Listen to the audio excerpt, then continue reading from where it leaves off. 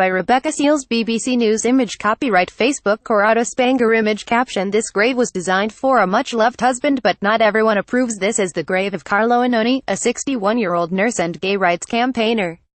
He is buried in the cemetery of Mariano Comense, in Como, Italy. His grieving husband chose a bright memorial, saying he wanted something that speaks of life and joy love. But now critics have branded it a vulgar atrocity.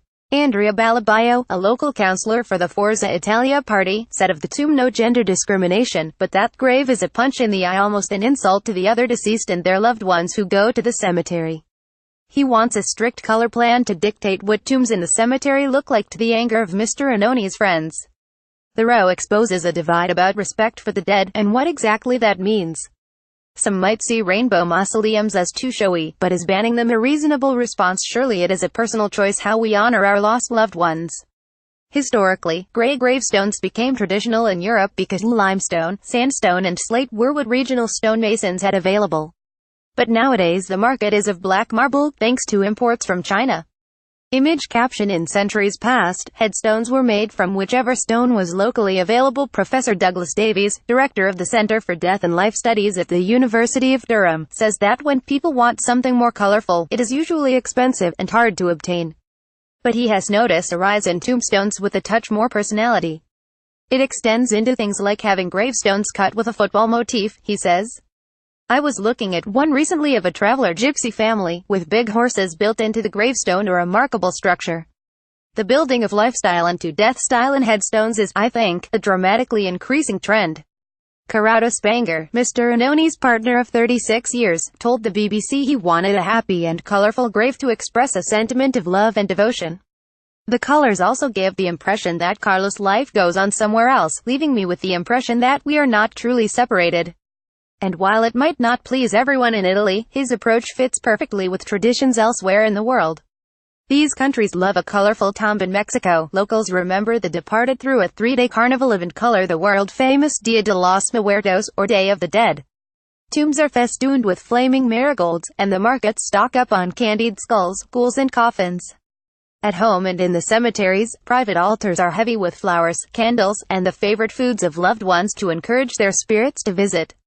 Image copyright Ronaldo Schemid Taf BGT Images. Image caption: A trumpet player pays tribute near a relative's grave in Tlacotepec, Mexico, during Day of the Dead festivities. Image caption: Skulls are typically made of sugar, poured and set in a hollow mold. Image caption: There are also sugar coffins in garish colors. Foreigners may find this upbeat attitude to remembrance alien, or even gruesome.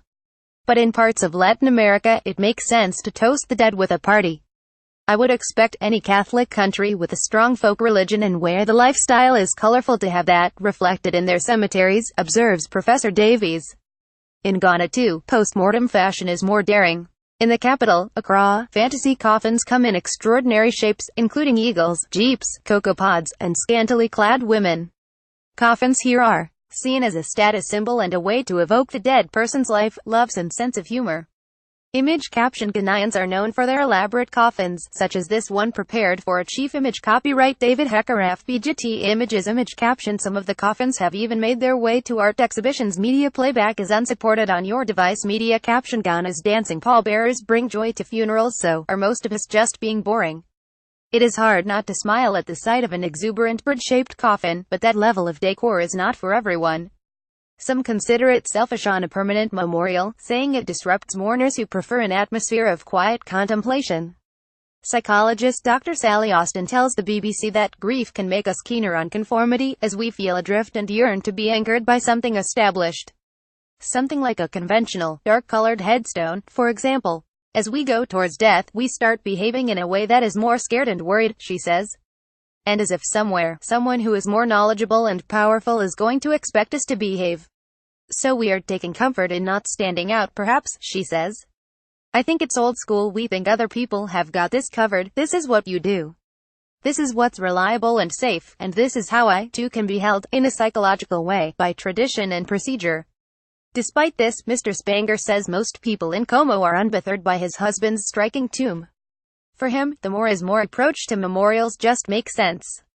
Politicians who want to suppress color in our cemeteries go against religious culture, which celebrates death as the passage to new life, he says, and also against non-religious culture, which wishes to remember a deceased person with happy memories from the time we shared.